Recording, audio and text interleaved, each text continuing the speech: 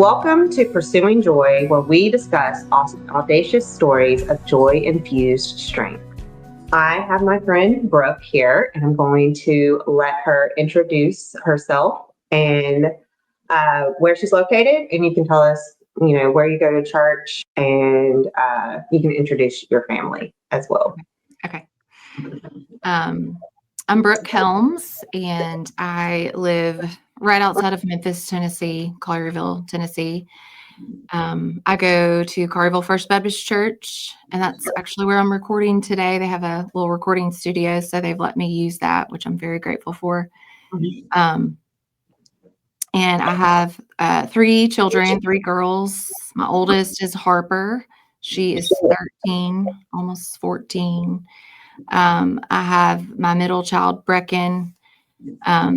She is with Jesus, and she was 4 years old when she passed away. And then I have my youngest, who is now 6. Her name is Ollie. All right, awesome. And you have an awesome husband as well. Yes. Amazing, godly leader of our home, Josh. So. Yes. All right. Fantastic. Okay, so I want to start in kind of an innocuous place and just a curious question overall, because we were discussing the title of your upcoming book, and I told you to consider your children's names. So how were those laid upon you? How did you know that's what you wanted for them? So Harper, her first name was just something I had heard on a TV show, and I thought it was really cute. Before I even was pregnant with her, or even I think before I was even married to my husband. And so when we found out we were having a girl, that name just came back in my head, and I was like, I've just always loved that name. What do you think? And he's like, okay, yeah, sure. And but I knew I wanted meaningful names as well. So her middle name is May, and that was my mom's maiden name. So I knew I love family names. So all my girls have some type of family name too. And Brecken was also a name that I heard somewhere, it's actually the name of an actor, I believe. He's a male actor. His name is Brecken something. And I always thought that was cool, and that would be cool for a girl, because I kind of like boy names for girls. And her middle name is Elizabeth, and that is also a family name. Josh's mom and sister have that middle name. And it means once after we chose it, I looked up the meaning, and I should have refreshed, but I believe it means gift of God, or consecrated to God. I just had okay. An experience with this name. I was like, "Ooh, I should have double checked that." Yes, and so I was like, "Oh my goodness, that's perfect." And then for Ollie, my dad's grandmother's name was Ollie, and I didn't know that. I didn't know her ever. She passed away before I was born, but my mom brought it up one day, and I was pregnant with Ollie at the time, and I knew she was going to be a girl, but we didn't have any names, and that popped in my head, or she told me that name, and I was like, oh my goodness, I love it. It's another kind of boy name for a girl, kind of gender neutral name. Right. And then for her middle name, we had a speech therapist in the hospital with Brecken, who was just amazing with her and loved her, and Brecken loved her. It was, mutual for each other. And her name was Amy Claire. Oh, wow. Okay. And so that was part of where we got Claire, just because that was so special, to Brecken, and just a special person in our life. Oh, gosh. Okay. So, yeah, that's, kind of all different places, but it's like when it's like when you hear it, you just know, like when you put the middle or the first and the middle name together, it was like, oh, yes. And you can just see them. You can see that's our child. That's our daughter. So, so that's kind of how I came up with similar way of my book title. I wanted it to be meaningful. It's really difficult. I wanted it to be meaningful and kind of summarize what the book is about, which is really hard in one little title. Yes. And I really wanted it to be biblical, kind of come, inspired by a Bible verse, So I think I've nailed it down or I have my title. I'm still working on like a subtitle. Right. Okay. To kind of further expound on the title. But it's going to be called Beauty in His Boundaries. Oh my gosh. You love it. I love it. That was, I didn't have an expectation. Yeah. That kind of blows me away. So that. Yeah. And it kind of comes from, it does come from the verse in Psalm 16:6. And it says, the boundary lines have fallen for me in pleasant places. Indeed, I have a beautiful inheritance. And, David wrote that Psalm. We don't know exactly what he was going through when he wrote it, but we know he suffered, and he was going through trials. And, he could say the boundary lines, where God has placed him, the boundary that God has given him and given me, given all of us, right, has fallen in pleasant places. And even the Hebrew word for lines can mean pain and sorrow. And so I thought that was just so cool. Like even your pain and your sorrow has fallen for you in pleasant places. So it was like David being content with where God had him in life. And so I feel like a big theme of my book and a big message that I kind of wanted to share is that wherever God has you, whatever boundaries he has put on your life, they're for your good. And you can, find joy and contentment and peace in that. But it took me a while to learn that, Right. Okay. So I'm envisioning like a public speaking tour from this. Oh my goodness. That probably doesn't make me super excited. I was like, oh my, that is such a message. So I'm just going to put that out there. Okay. We'll see where it goes. A lot of uncomfortable things. So yeah. Oh yeah. That on. Yeah. I can't tell you how many uncomfortable things I've done. Just saying yes to God. Okay, God. He's like, right. Okay, you said yes. Here we go. Yes. Yeah. And I have learned that I am I'm really great at the initial, yes, I may fight a little bit, but I'm like, okay, it's God, so I'm going to obey. But then I hold tight to the process. Yes. And that's where I feel like, okay. And then it just goes on longer and longer until I the process. So, and funny enough, so when I was reading the blog this morning, that and Psalm 16:6 and Isaiah 49 are the two verses that I wrote down that stuck out to me. Oh wow! Yeah, very very interesting because that is sticking with you because I think you put that on your blog when you were experiencing miscarriage. Yeah, that's where I originally kind of was learning about that verse, and that verse kind of came to me and was studying it and really understanding what it meant and how to be content in where God has you and what, even when it's hard and, just struggling with like the why, like, why am I here? Why do I have to go through this? Right. But. Okay. Yeah. So and I didn't realize this, and you and I think we use the same blog format because it starts with like the most recent and then you have to go back and it's kind of difficult. Yeah. You got to go all the way to the end to get to read it chronologically. Yes. Yeah. So you started it in like 2014. Mm-hmm. And so what prompted you to start blogging about what was going on in your life? So it was like right after we found out we were pregnant with Brecken, so my second child, and found out that she was going to have some problems. You know, she had a severe heart defect and a malformation in her brain. We learned that like while I was still pregnant with her.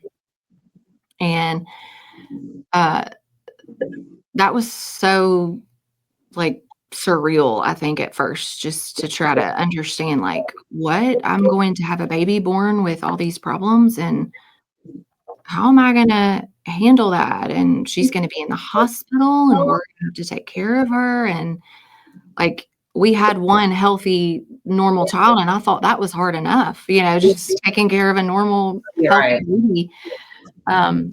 So I was really overwhelmed, and there were so many unknowns at the time. That was the biggest thing that I didn't know. Like, and the doctors couldn't even tell me what to expect, really. They were like, you know, there just was a lot they didn't know.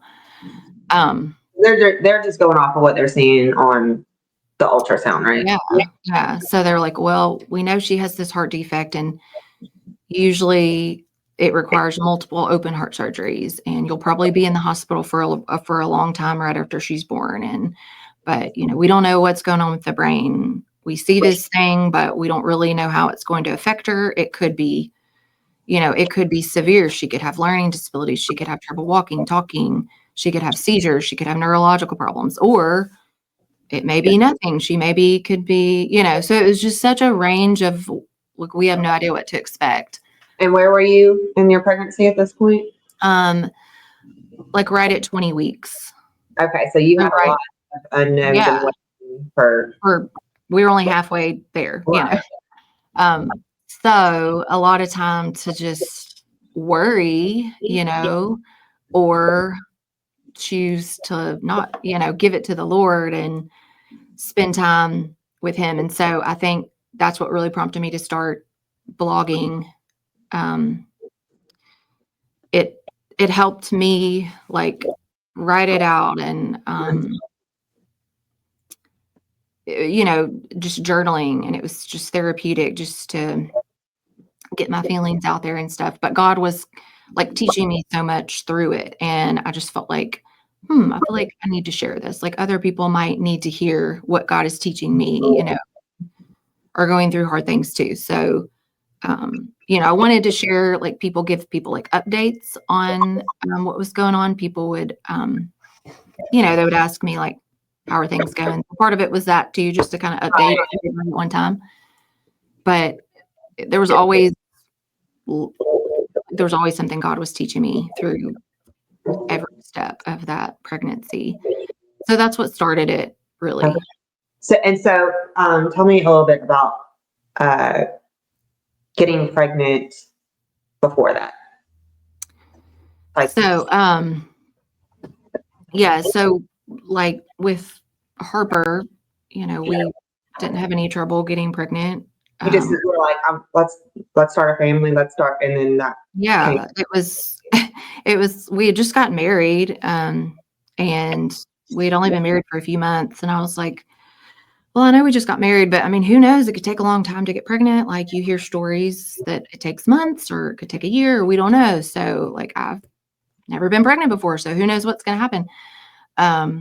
And we got pregnant right away, and Harper was born like right after we celebrated our 1-year wedding anniversary. So that was not expected. Like it was like, oh, okay, we just got married and here we are going to have a baby. But so after, you know, when she was like 1, after she turned 1, you know, that's kind of when you're starting to think about, okay, that was really like, that was okay. We made it through that first year. Right. And it's really easy. Age gaps too. Yes. And then you're thinking, well, we want to be close together, but not too close, you know. Right. You have all this planning that you think you can plan it all out in your head. And so we got pregnant like easily right away, and we're like, oh, okay, here we go. This is great. And at our one of our checkups. I think I was 15 weeks along. And so we had already like heard the heartbeat. We had already seen the baby. We'd already, I was sick. I was already starting to show, all the things like this is real, this is happening again. And then it was just like a routine checkup. So I was alone. Josh wasn't with me. And the doctor was like having trouble finding a heartbeat with the little, I know what you're talking about.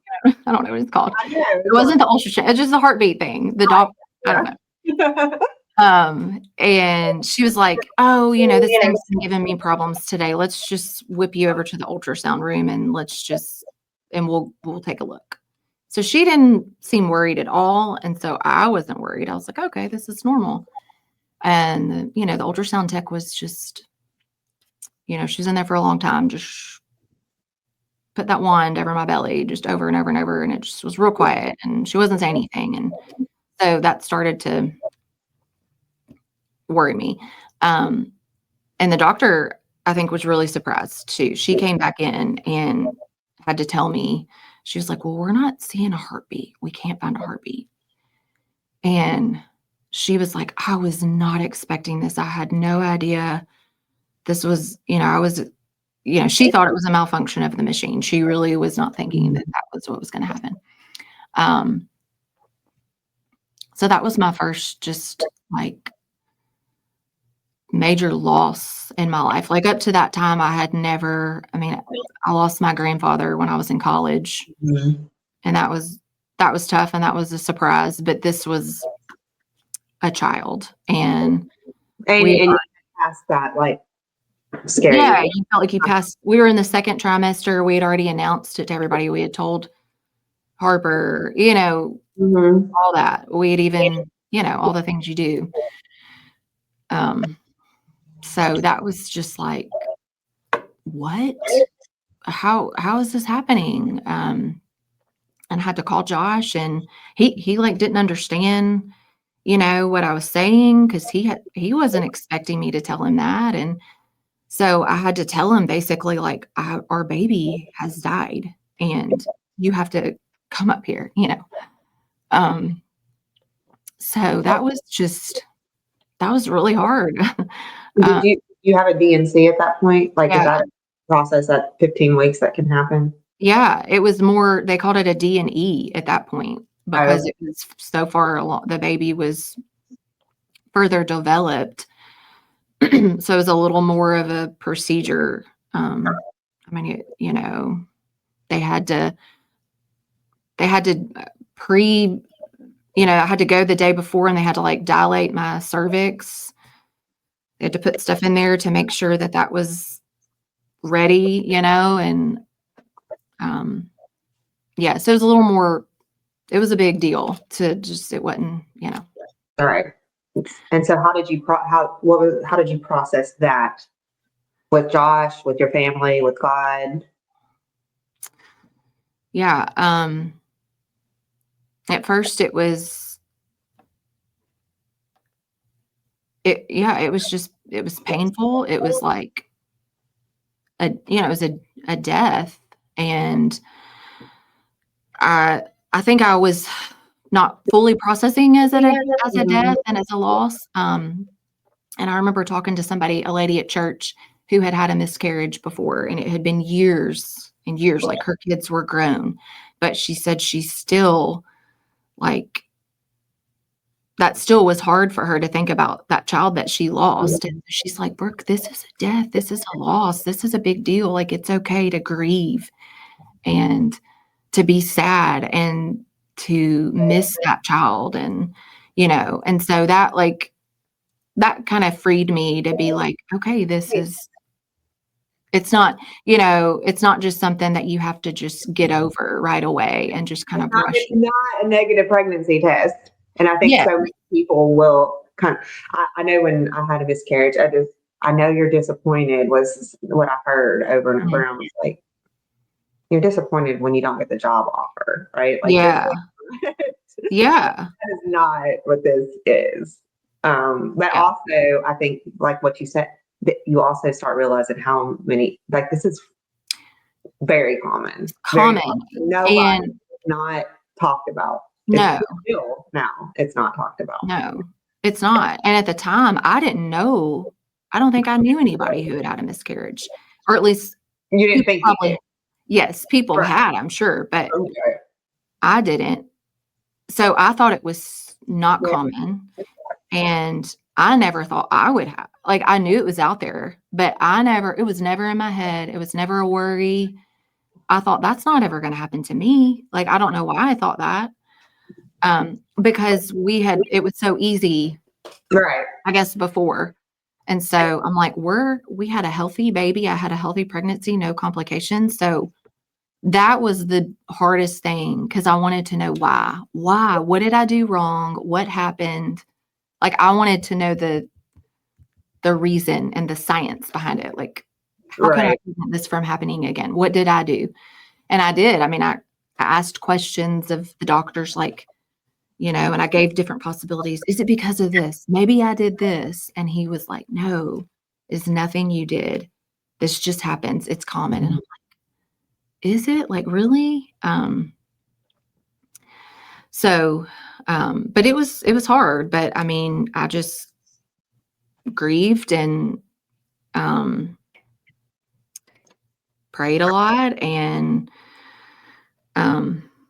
but it was hard because you would see other people get announced pregnancies. I'm sure anyone that has gone through any type of infertility can relate to that. You hear pregnancy announcements, or your friends are getting pregnant. We were in that life stage where everybody was having babies around us, and it seemed like everybody's able to have a baby and everybody's able to have healthy babies but me. And I know that's not true, but that's how you feel at the time. Like, Oh, you're yeah. just, Right.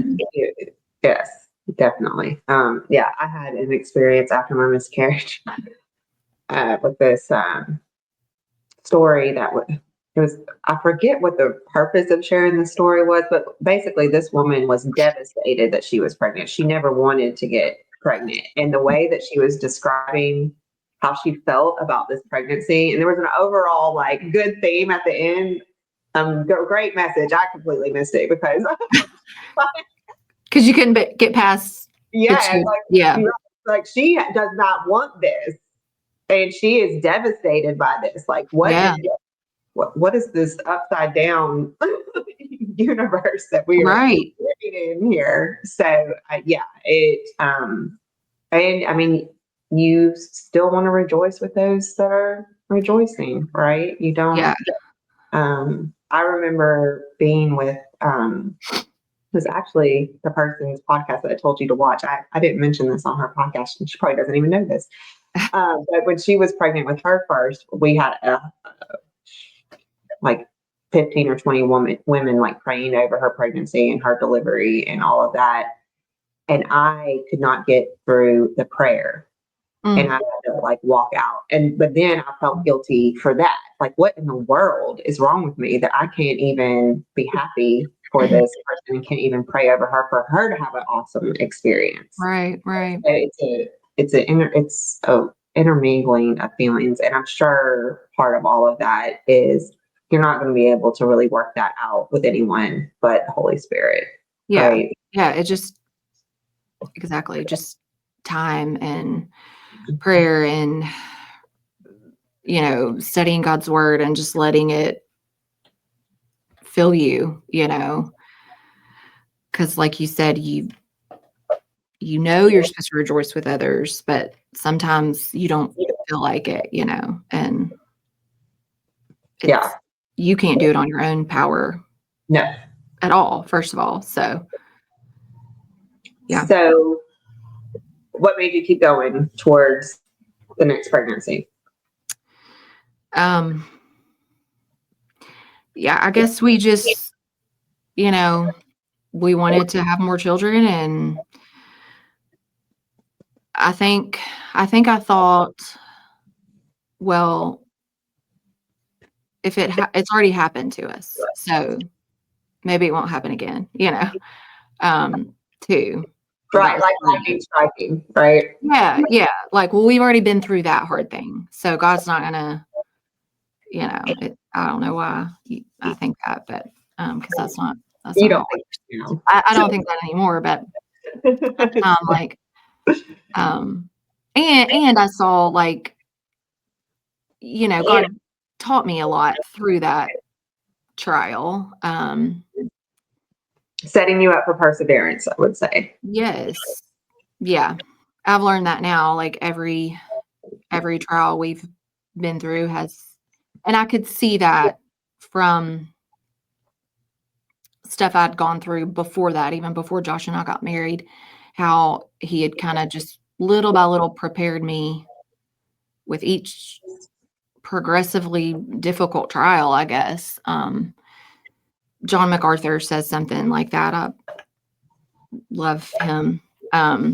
And he said something, he's got a lot of good things to say about trials and suffering. And I feel like he just simplifies it and makes it seem like just, oh, okay, well, that's why, that's why we suffer. It seems so simple. And, but he said something, on one of his podcasts, God will never put you through a trial that you can't handle until he has put you through some preliminary ones to strengthen you for that level of trial. Okay.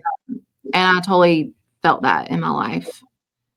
And not that I was like, okay, God, bring it on. What's next? But I think I thought we got through that. And I still felt led that we wanted more children. And so just continue to pray. Okay, God, I feel like that is our desire. If that is not your will for us, take that desire away, but we still desire children, so just stepping out in faith and believing, so we did get pregnant again, and this was with Brecken, and you get past so you get into the second trimester again, and you're like, okay, everything's good. And then we have our anatomy scan, and that was like that 20-week where we found out all of, everything that was going on with her. So I was like, okay, here we are again. This is something new, and the whole time, I mean, there was always the possibility that she wasn't going to make it. Right. And to carry her to full term. And so that was. Were you working during that pregnancy? Yes. Okay, so you got this information, you're still working, you're still a mom. Yeah. You're still active in the church, you're still a wife. Yeah. So what, and I mean, I know the bigger answer to this, but what got you through each day?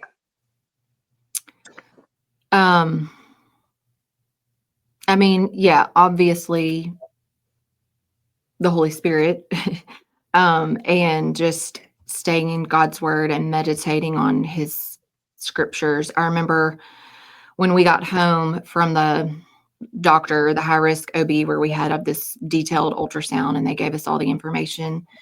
I was like so worried, and Josh was like praying over me, and the phrase kept going through my head. It was like I could hear God saying, trust me, trust me. And so the Bible verse like popped in my head, trust in the Lord with all your heart and lean not on your own understanding. In all your ways acknowledge him and he will direct your paths, from Proverbs.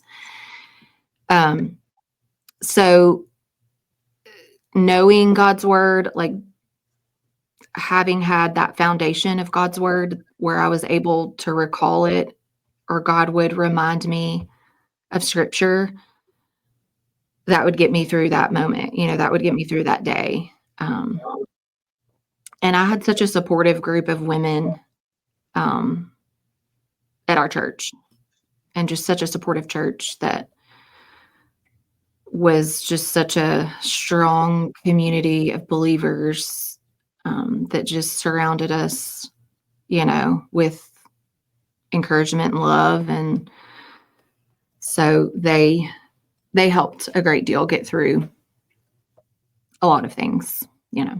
I think that's where you go from knowing God's word to experiencing Yes. Yeah. word, for sure. All right. So then you start the blog, you start sharing your journey. And so let's just talk a little bit about Brecken's, not necessarily the birth experience, but the aftermath of that. Yeah. So, like I said, we didn't know really what to expect. And so they were, they were prepared. I was scheduled to be induced. They had a team full of doctors in there. They had the NICU doctors and the cardiologist all ready for when she was born, so they knew at least whatever kind of care she needs will be here. So that was reassuring and comforting. And, right after she was born, she wasn't breathing and she was blue all over. And it was like God just gave me peace in that moment. I kind of, the thought ran through my head, like, okay, we're going to lose her. Here we go. Like we got her through the pregnancy, but this is it. We're going to lose her right now. But it was like God just filled me with a peace, like, okay, whatever happens though, like I know you're here and I know you're going to carry us through it and he's in control. And so I just was like at peace with that. But they were able to intubate her right away and she was breathing and, but they had to like whisk her off to the NICU like right away.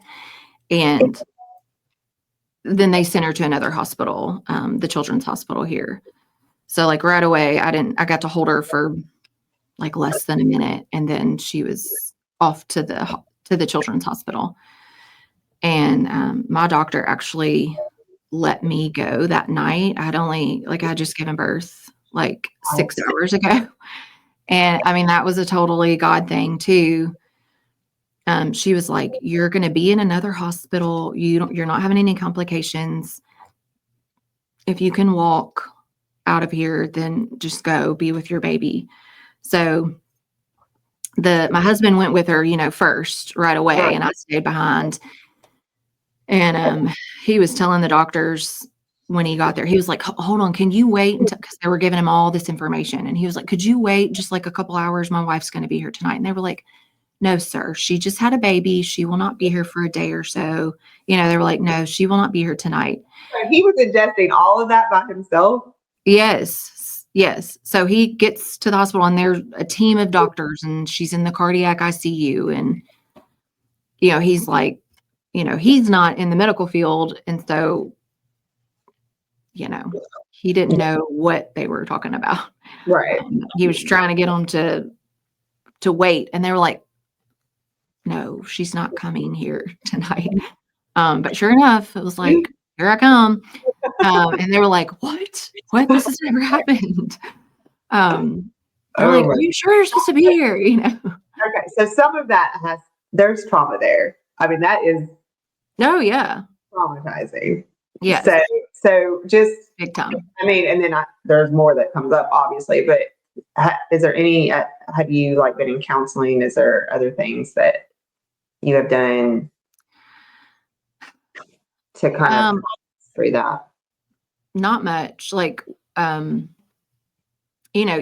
the hospital experience right after she was born was it was just traumatic because not only did you just give birth and that's a traumatic experience in itself sometimes, your child is hooked up to all kinds of monitors and breathing tubes and wires and,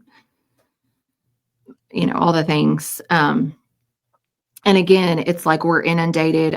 It was so overwhelming because every day it was like a new team of specialists would come in there and give us new information about some type of diagnosis or something that she had going on that we didn't know about yet, Right. So let's walk through some of those. Okay. So what would you need?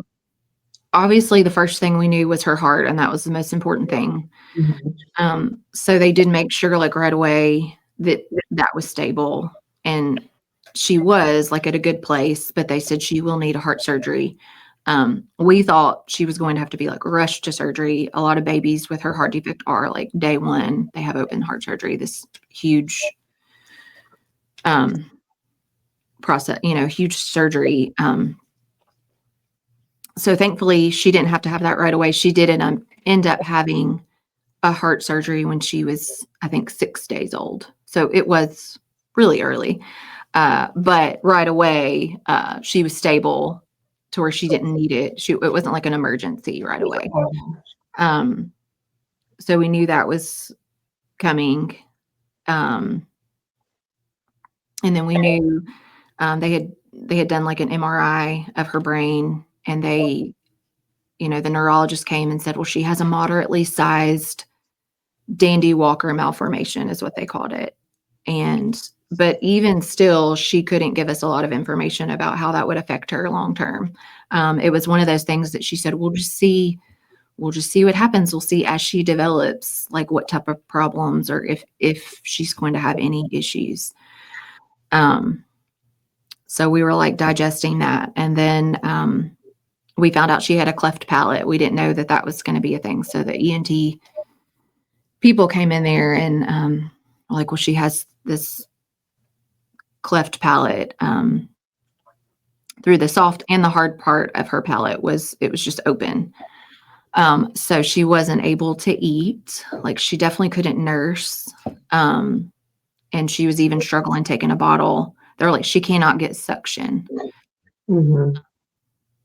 So that's like the main thing that babies do is eat, they eat and sleep. And so she couldn't eat. So they had to give her, put a tube in her nose to give her food, milk, I was able to like pump and give her breast milk. And so that was good.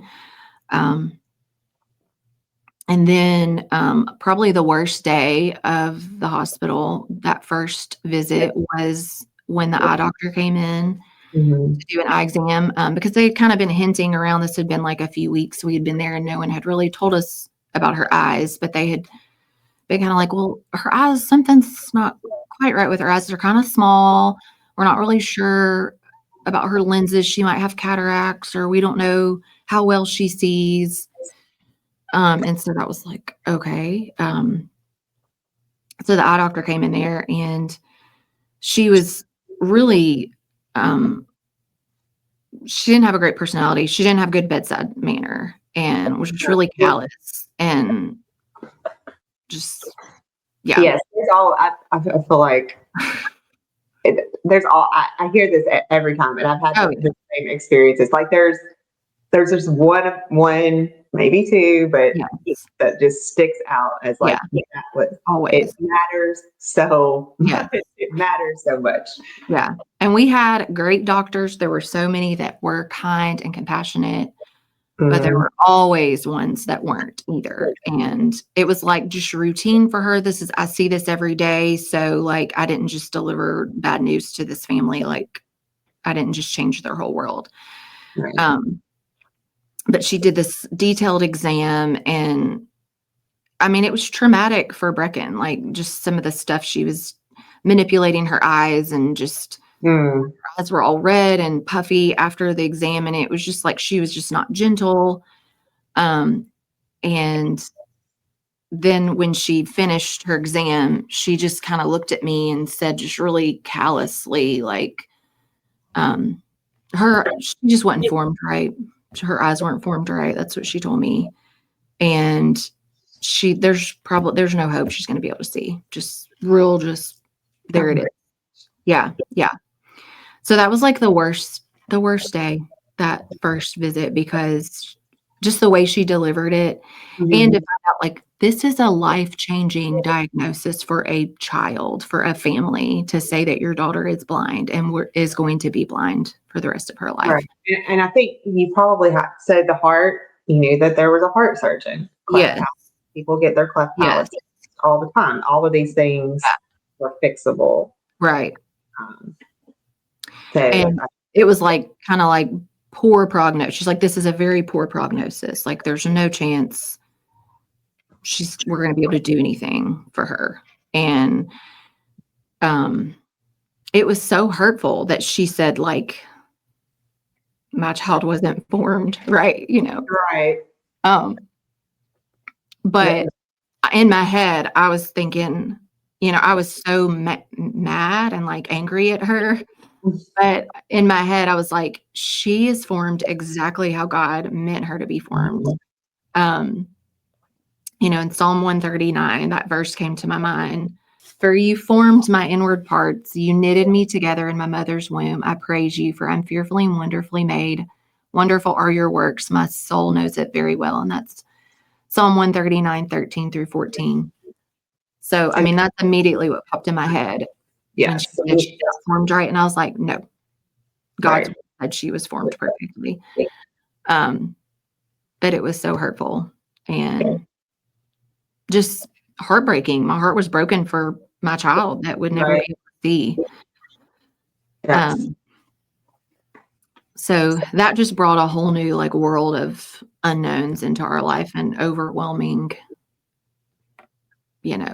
possibilities. Like, how am I going to raise a blind baby?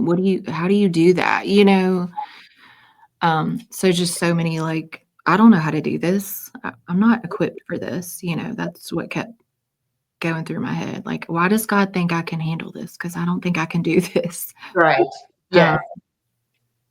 Uh, no, and uh, anybody who is sharing any of their testimony, none of us can handle. And no. there's a spectrum and a range of what is given. Yeah.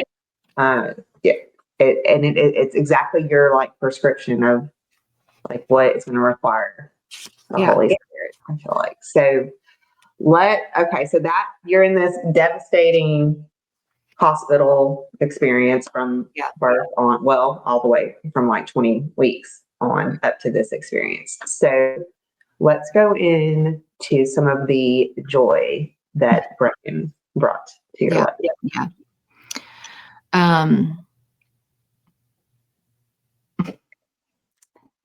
Yeah,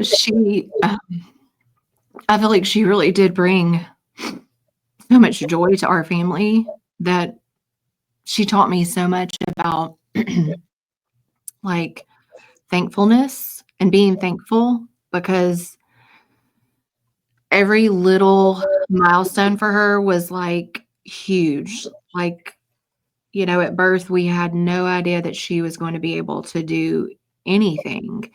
And so anytime she reached any little milestone, and she did, I mean, she was delayed in a lot of her development, but she reached all these developmental milestones. And it was like a huge celebration, when she would crawl or reach for toys or little things at the beginning, when she started talking.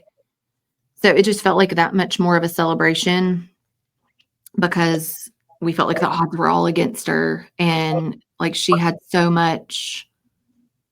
many challenges, I guess, or so many things stacked against her, but she overcame all of them. And, she finally learned, like, in the beginning, she ended up having to have a feeding tube, like surgically placed in her stomach.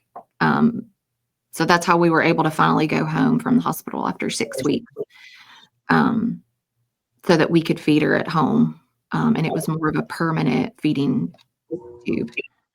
So that was really challenging, obviously, but she eventually learned how to like eat on her own, and we finally found the right bottle and the right sippy cup, and she was able to hold a spoon and feed herself and pick up food and feed herself. And so it just every little, like watching her do every little thing and watching her learn, like she was so smart. She could just learn so many things that it's like just amazed.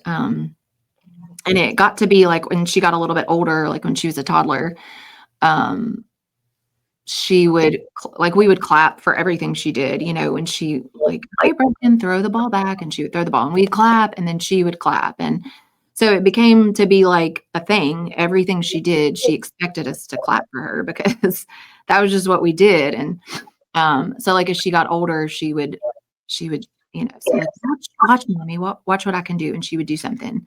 And if I didn't clap, she'd clap, mommy. Like Okay. this Yeah. so So just I got a curious question. Yeah. Real quick.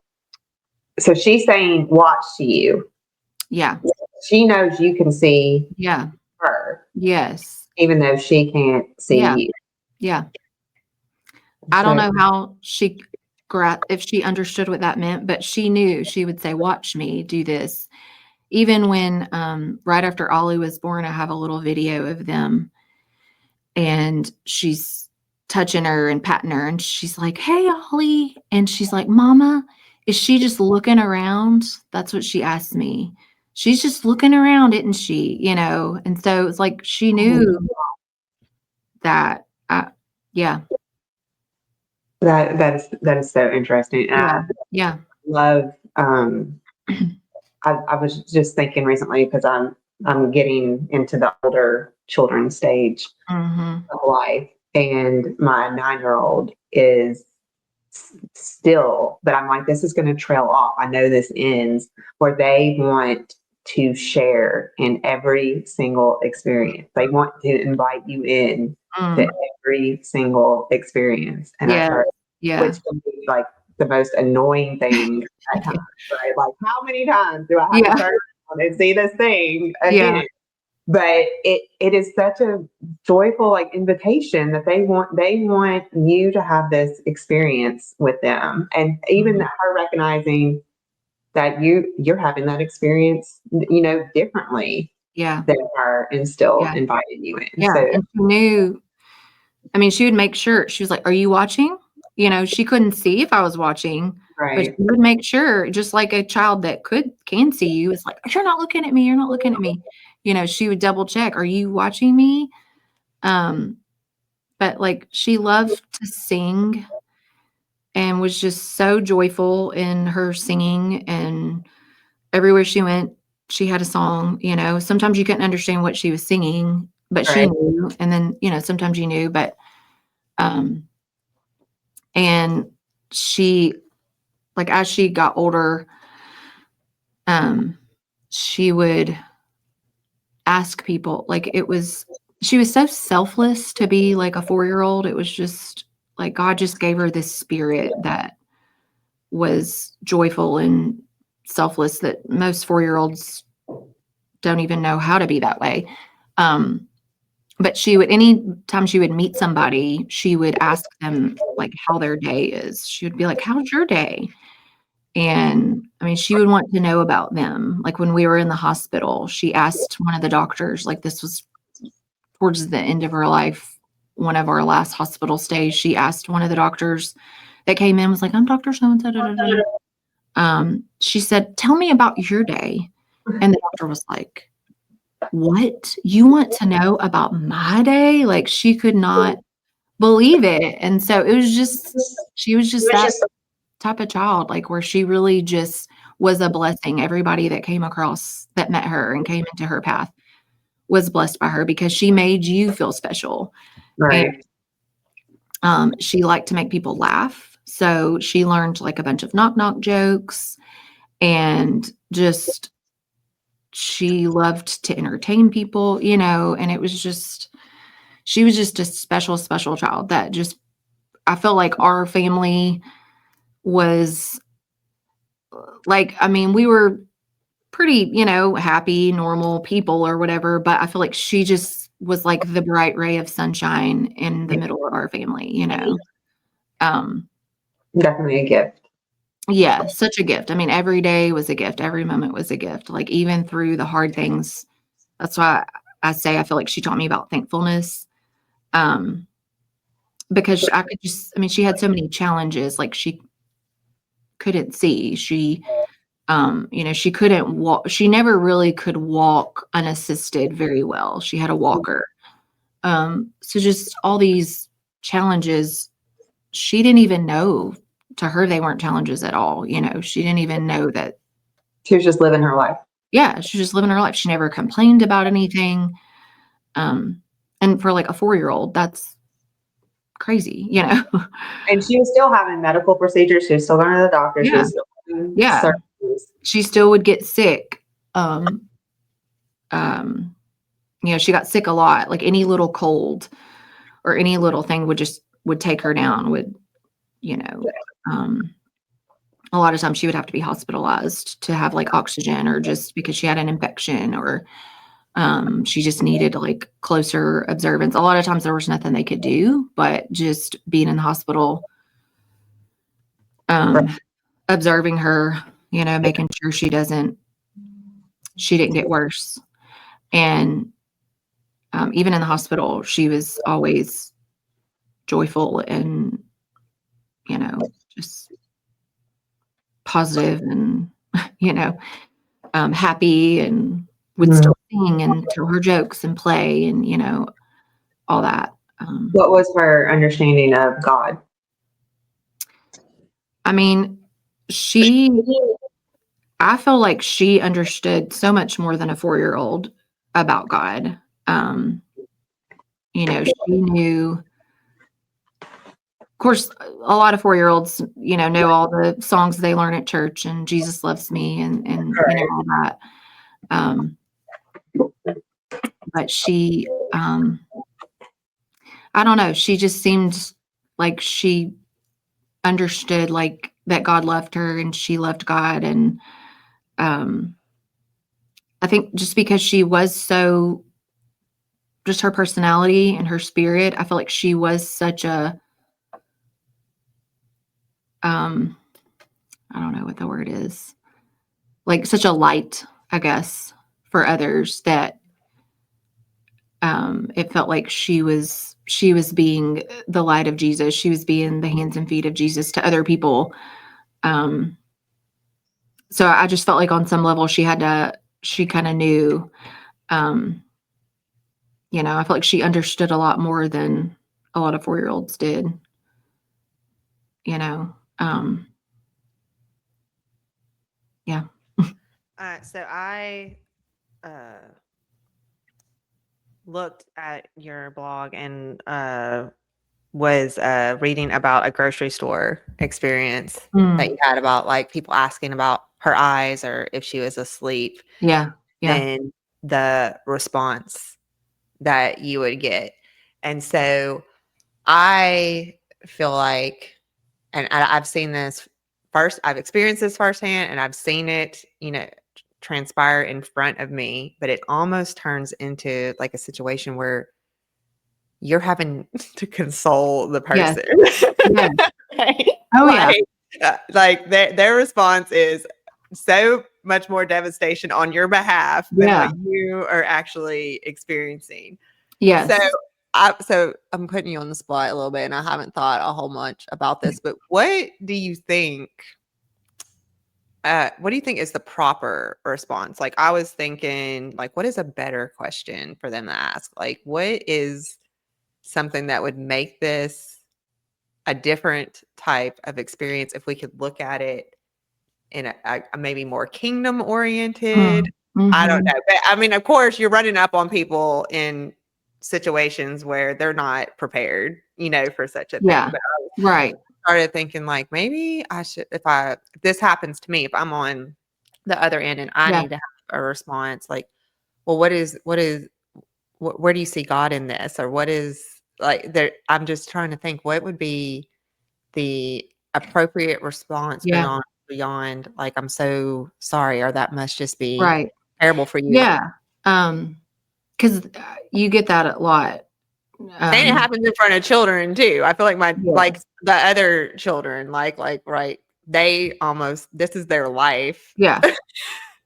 And people are saying like, I'm so sorry. And, oh, bless your heart. And, and they mean it in a kind way. Right. But yeah, like I would always, like you said, have to feel like, oh no, we're fine. Like we know, she's such a blessing in our lives, and she brings us so much joy. And, I feel like I had to like you said, almost console the person, like, no, like we We're don't, okay. we're good. Yeah. And, but then, I would have some people that would say, like, especially as she got older and they could tell she wasn't like asleep, like she would be talking or singing or Right. laughing or whatever.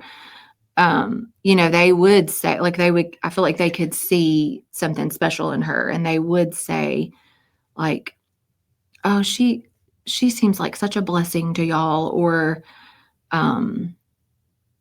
they would comment on, like, oh, what a special child, or, so I feel like some people would kind of acknowledge that she is a blessing and special, instead of like something negative, like, oh, Right. bless your heart, I'm so sorry that you have a child that's blind. That I got, that's what you get a lot. It's an So opportunity too, though. I think it's it is. And I always kind of well. welcomed it. Like, I'm like, well, let me tell you about, let me tell you about her. And, like, this is how God meant for her to be, that she wasn't an accident. And this is, God has a plan for her life. And, so it would be an opportunity to share through something that they see as negative or as a bad thing, that no, it's really not. It's a blessing. Where in this do you start your book? Where do you? Well, as in, where does your book start in your my book? story? Yeah. Or Where does the story start in the book? Where do you pick up with? In the book, I actually start way before, like in the beginning. In the beginning. In the beginning. In creation. No. Okay. I start kind of where my life took a turning point, which is I was married before Josh. Oh, you start there. Okay. So I start back there, because that is kind of where, from that marriage and that divorce, I was not following Christ, and I was a Christian, because I knew. Okay, yeah, let's get into that. What is the difference? So I don't know if you want to go into that, but what is the difference? that's where in your experience, what is the difference between a Christian and a Christ follower? Well, like, what was the turning point? What was the change? What? Yeah. So, when I was 10 years old, I made the decision to be a Christian, and I knew that I was a sinner and I needed to repent. And I believed that Jesus came to save me, from my sins. And I knew there was that divide. And I felt it. I felt it in my heart. I felt like there was a void missing, like, in my life, at 10, that I'm not, I'm trying to find satisfaction in the wrong things. And I felt like I had a lot of, like, worry and fear. And so I felt like I really did understand the decision I was making. And I do feel like after I made the decision that I wanted to follow the Lord and be a Christian, and I got baptized. And I do feel like, a lot of that, I did change. I didn't have all that fear and worry like I had before. Mhm. I, like, had a desire to read my Bible and want to know more about the Lord and all that. But I think what changed for me at that time, I'm like, once I became an adult and after my divorce, was that, like, I kind of viewed being a Christian as just doing the right thing. So, like, you're supposed to go to church, and you're supposed to read your Bible, and you're supposed to pray, and you're supposed to have Christian friends, and you're not supposed to drink and smoke and party and hang out with the wrong people. And so I did that very well. I, like, followed all the rules, and I had the right friends and did all the right things. So I kind of thought that's what you're supposed to do. That's what a good Christian girl does. But it wasn't until,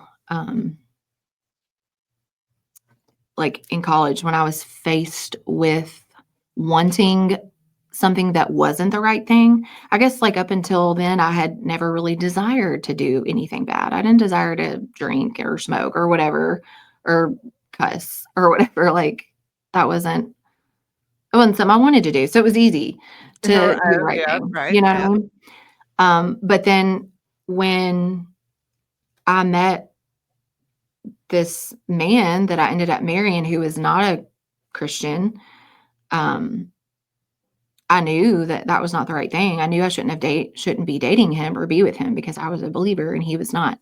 But I didn't, I didn't follow through with that. Like I didn't listen to the Holy Spirit. So I still felt like the Holy Spirit was in my life convicting me of my sin and convicting me and telling me this is not right. But I just kept pushing him back and refusing to listen and just kept pushing it further and further. And the earth didn't open up and thunder and lightning didn't Right. come down. Yeah. So- Yeah. And it was like, it was fun. And, anyway, so for years though, I just kind of ignored that little voice and he kept convicting me and I would push it away. I was in a Bible study at the time. I was like dating this guy who was not a believer. But I really liked him, whatever. And I was in a Bible study at the time and it was talking about breaking free from things that are holding us back from having an abundant life. Well, was it called that? I think it was. I think it was Okay, Beth I know Moore. this Bible study. Yes. Yeah. Yes. Yes. I think it's called Breaking Free. Yep. And I quit it because I was like, no, I don't want to break free from, like, I was very rebellious and I don't know, the earth should have opened up and struck me, I guess, but no. But God was just, okay, you have a free will. And so I quit that Bible study and I eventually, like, I started kind of drifting away from my Christian friends who would tell me the truth and tell me, like, I don't know that this is the right guy for you. Like, are you sure you should be with him? They were questioning, is this a sinful relationship? Should you be involved in this relationship? I don't, he doesn't seem like a believer, and so they weren't telling me what I wanted to hear. So I was distancing myself from them. And then I became, kind of closer friends with his friends because they supported our relationship. They thought I was good for him. They were like, this is great. So we broke up at some point because I felt convicted and I was like, okay, God, I'm going to go through with it. I'm going to break up. I don't need to be with him. But we eventually got back together, and ended up getting married after I graduated college, after I graduated PA school.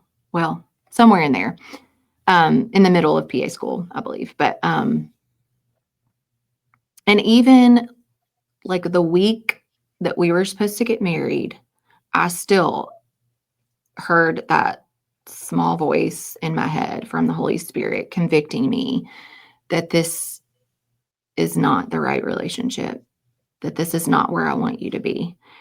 And I did not listen. I mean, yeah. So I thought I knew better. And I was like, I thought I knew better. And I thought, well, this is as good as it's going to get. I mean, like, he's a fine guy. He's great. I love him. So, I probably won't find anything better, or I won't, I don't know. Right. Well, yeah, it's easy. Because I mean, I broke off the engagement, my first engagement to the person I ended up marrying. I moved 2,000 miles away from the person. I didn't. God moved me 2,000 miles away from the person that I ended up marrying. So that free will. Yeah. It is we are allowed to do that. So. And I was overstepping the boundaries he was giving me. God had set these boundaries for my life and I didn't see them as pleasant at the time. I saw them as restricting, and but that just kind of goes to show what happens when you don't obey, and when you're living a sinful pattern. Like, you think you know better. At the time, I thought this is that I knew what was best for me. So of course, and there were red flags that all the time we were dating, even when we were engaged. But for some reason, I guess I thought he was going to change when he became a husband. Oh, yeah. But no, that doesn't happen, No, you're just living with it. Yes. And you've made a lifelong commitment. Yes. And as a Christian, you believe that like you believe that's forever. Like that right. shouldn't. Like your vow was serious. Yeah. And so to me, divorce was not an option. And it wasn't. I mean, we had problems. We didn't see eye to eye on a lot of things because he wasn't a believer. I mean, he went to church with me and he said he was a Christian, but he didn't live it. He didn't follow the Lord. He didn't have produce fruit. I found some messages on his phone from another girl and that he had erased everything like clean. But like back then, I don't know if you can still do it. You could go on your account online. Oh, yeah. Yep. So that's what I did. Just be like, this is fishy. Why would he erase everything on his phone? All of his messages, all of his missed calls. And so I saw a common number and figured out who it was. And it was a girl that he worked with. And so he never, I confronted him about that. And we did counseling for a couple times. But he never felt sorry for that. He never really even came out and said that what he was doing was wrong.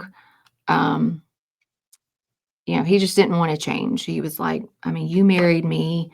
If you want to stay in this marriage, like you just have to be okay with this. This is who I am. This is who I am. And, I'm going to go out every night and drink after work. And maybe I won't come home some nights, which is what he was doing. And I don't know, I don't know who he was with. I could assume from the messages and the, but it was never like, he just kind of said, well, I mean, you can be married to me, but you're going to have to change. Basically, you're going to have to be okay with this lifestyle. Right. You have to adapt. And like, join me, come out with me, come, and I was like, no, that's not what I want to do. That, but so it was like we were stuck, and it was like, I don't know, if you're not willing to change, you're not willing to be,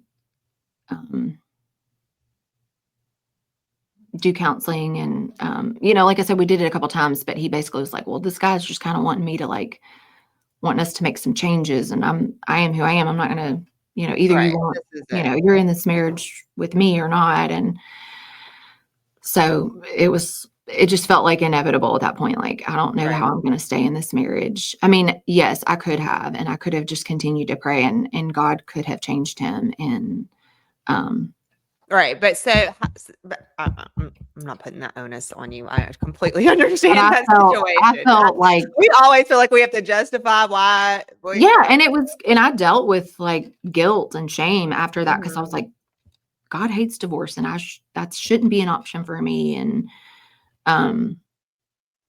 so I struggled with that. He didn't bless or condone or lead you to the marriage anyway. So I mean, there's all kinds of schools. That was you made your bed, you need to lie in it, all that. But yes. And I mean, truly, I mean, I had suffered the consequences of my own making and my own choices. Right. And I knew that. And again, God like has such great mercy. Like I felt so guilty and so shameful of that divorce. And I was like, I don't deserve God's love. I've been disobedient. And look where he was there. He told me over and over and over for years and years, do not be with this person. And I disobeyed and disobeyed and disobeyed. But he is so merciful and he forgave me and he blessed me with my husband now, Josh. And so how did Christ become more real to you in that process? So that when I went through that divorce, I realized that I was trying to take my life in my own hands. Like I was trying to go my own way and not follow Christ. And so at that moment, after that divorce, I was like broken and I was like, God, I give up. I surrender. I have not been living a fully surrendered life. So I fully trust that you know better. And from this moment on, wherever you lead me, I will go. And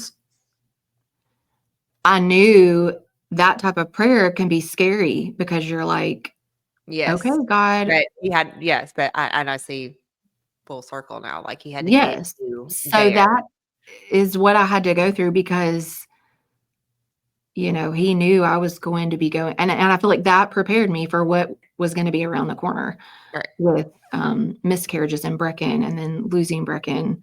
Um, because I knew, I had fully decided to trust and obey Okay. Which in is the first everything. 2 chapters, trust, Yes. obedience. So Okay. that's why the story kind of starts there, because that was kind of the foundation of how I came to the point where I felt like I could fully trust God. And just be obedient to him no matter what he called me to do. And I think that's part of when when we had the miscarriage and then when Brecken was diagnosed with all that, I knew I was like, I could remember years before telling God, I trust you. And that's when he brought that back into my mind, like, trust me. Do you remember? My ways are higher than your ways. I know what's best for your life. So, even when it got hard, I knew I could trust And him harder and harder harder. and harder. Yeah. Yes. So So we go okay. back. Yeah. That kind of the foundation of like a big turning point in my life. Like just a big change from being, like you said, just a Christian who goes to church and reads her Bible to like being a fully surrendered, obedient Right. follower of Christ. Yes. Yeah. Okay. So I'm going to fast forward us up. Yeah. So you get married, you have Harper, you then have the miscarriage, you are doing what life requires with Brecken and Yeah. actually enjoying it, finding joy in it, Yeah. and I'm then enjoying you her. all decide to do what? Then we decide we want to have another child. And it was So, funny. how did you come to that conclusion? Well, I feel like this was just also God, because we were literally in the hospital. I had just had Brecken. Like she was a few weeks old. We were in the NICU and like Harper had come up to see her and we were holding her. I think Josh or I were holding her and Harper was kind of able to like touch her head and hold her hands and stuff like that. And like, I just felt that I would have another child. It wasn't like God was saying to me, you will have another baby. I just felt in my mind that I had a desire for another child. And I remember telling my mom that, and I was like, do you think I'm crazy? Here I am in the NICU with a really sick, I mean, I guess she wasn't technically sick at that time. Well, But you're in the hospital. I'm in the hospital with But a baby with a severe heart defect. I have yes, no yes. idea what the future is going to hold, but I feel like I would want to have another baby. And I don't know where that came from. It was just a desire. And so that was just another thing that I just prayed over. Like, Lord, if this is a desire that you have for me, then I pray that it will come about in the right timing. But if this is not your desire for us to have more children, please take that desire away from me, take it out of my heart. And we did have trouble like getting pregnant with our third child. Brecken was probably about maybe 2. And, maybe we were at a stable place with her that we were like, okay, I think we can handle another child. And maybe part of me wanted to have the opportunity to have another healthy baby, like not that you're guaranteed that. Like, I guess in my mind, I thought, well, she's our challenging child with special needs. If we have another baby, she'll be like normal. I guess I don't know why I thought that. Yeah, kind of a redemption, maybe a Yeah, redemption. like we need another just normalcy, in our Right. life. We need some more normalcy, just a normal baby. So let me ask you. Okay, so you end up having, and I heard a very similar story to this weekend, and I had an experience, and this was with my third child. I hear this a lot with third children, actually. Now that I'm thinking about it, and I don't know about your third child, but my third child is spicy. So, She's very and I spicy. see that a lot. Sassy. I tell her she's sassy all the time. And Yes. So, and I see that a lot too. And so when Yeah. when I, and I also feel like she was like prophesized to me, not by another person, but when so when I had two young ones, that's when my ex-husband went into a long-term treatment facility and we kind of lost everything at that point. And I was having to rebuild and really wondering where this was going to go, or if this was the end or whatever. But I had made the decision in my heart, if anything, I'm not having any more children in this marriage, and sold all my baby things. And during my quiet time, and it was in the bathroom, or I would lock myself in the bathroom while the kids were asleep or whatever, and I would get this overwhelming, that feeling. And I'll say with like your first experience, because I'm sure your second experience, maybe this happened, I don't know, but like that moment after birth where there's like this spiritual thing that like enters the room. I don't know how to describe it, but during my quiet time, I would have that, and I've only experienced that in the birthing process. It just and so I would have that same feeling, and I was like, absolutely not. Wait, that is absurd. Yeah. And even when I got pregnant, I was embarrassed. I mean, I was married and he was out of treatment, and it was an accident. It wasn't anything that I was trying for, because I had closed the door on that, but it was the most crazy environment to consider, bring another child into. Yeah. that.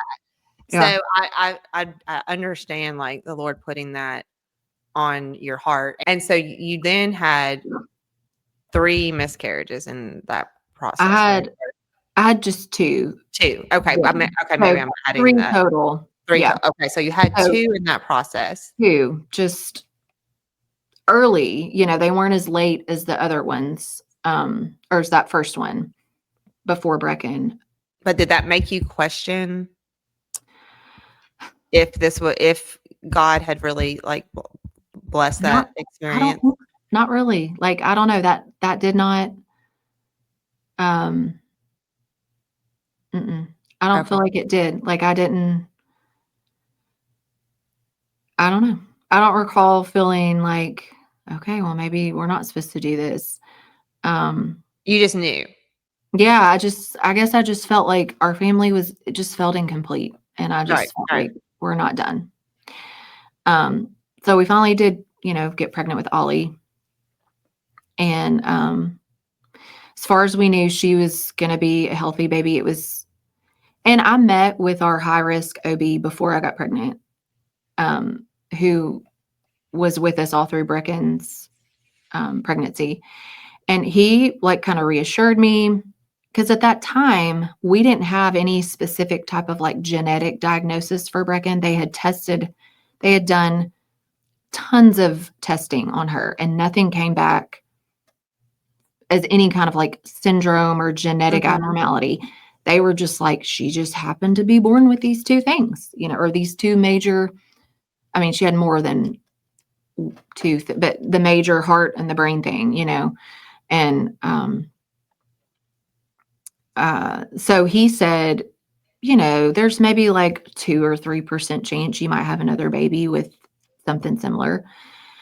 And he was like, I mean, but that's anybody, that's anybody. Anytime you're going to get pregnant and have a baby, there's a risk that something's going to be wrong, And so he was just real like, yeah, go for it, So that reassured me, as to like, okay, maybe we're not crazy. Like, she could be a healthy, normal baby, and with no issues. And so I felt like that was just faith. And he even kind of said that. He said, you just kind of have to decide, is that like a step of faith, kind of, he said. And I don't know if he was a believer, if he just used that word, but Right. he said that it's just going to be a step of faith if that's where you want to go or not. And so Josh and I both felt like, okay, we want to take that leap of faith. We're okay with that. And so when she was born, they did have this, or when I was pregnant with her, they had this big detailed ultrasound. And like we did with Brecken, because she was at a little bit of a risk, and they scanned every body part, and they were like, she looks perfectly healthy and everything looks great. And Brecken is how old at this point? 4. Well, she was, 4. When you were pregnant. Okay.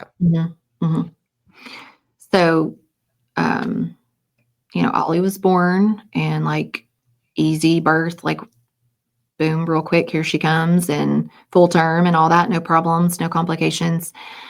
But after she was born, they found that she had a cleft palate, just like Brecken. And I started having a panic attack because, and I'd never experienced, I feel like it was my first moment of like PTSD.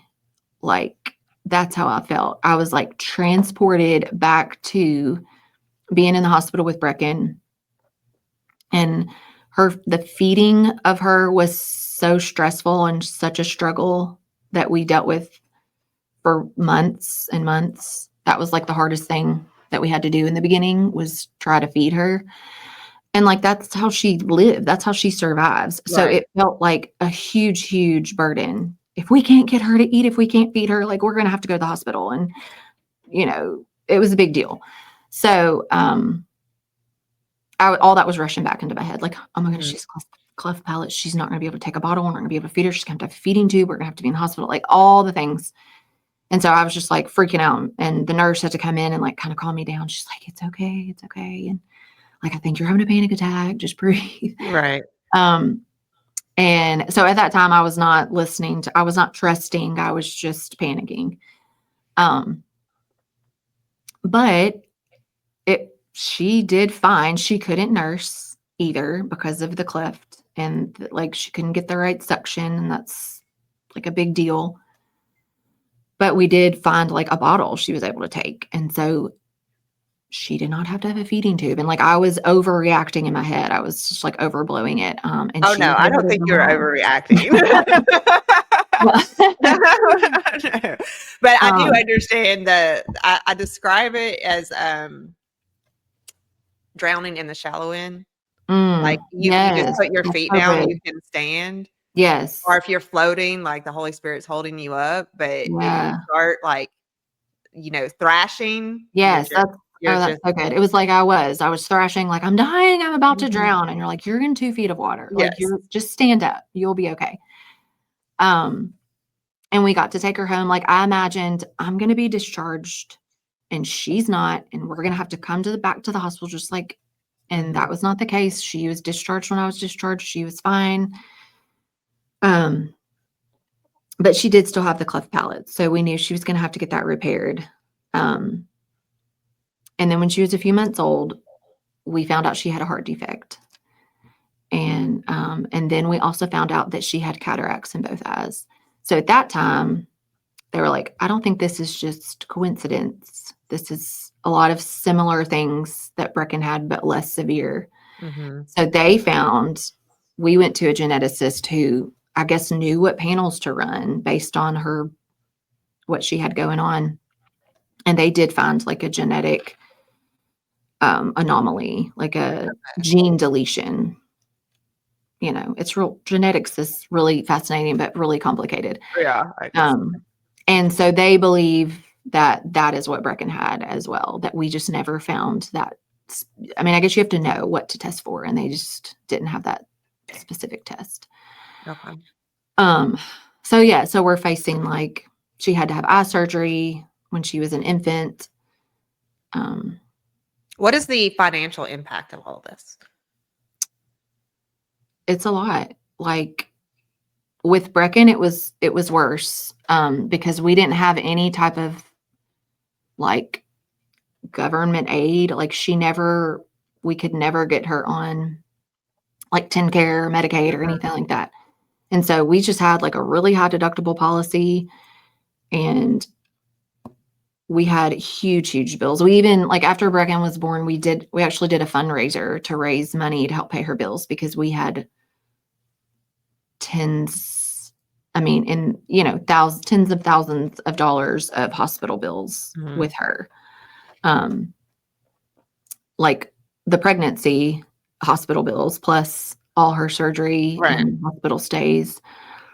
So that was a lot. And, they let you make payments, but I mean, we were paying on hospital bills even after Brecken passed away. We were still paying on some of her bills from her care in the hospital. So it just was, that was also just something that always hung over our head. Like, we always had these hospital bills to pay. That was just part of our life. Every month, pay the hospital bill. Right. Okay. So I'm up. What? Where? We still got a lot to cover, but what? I know. That's why I was like, there's so much. We may have to have a part 2. What kind of stress is this putting on your marriage? So that is another awesome thing that God has done. Like, I get emotional thinking about it. Some marriages wouldn't survive this. So yeah. And even when we were in the hospital after we had Brecken, like, we lived in the NICU for 6 weeks, and we didn't go home. I mean, we tried to go home. It was really hard to leave Brecken.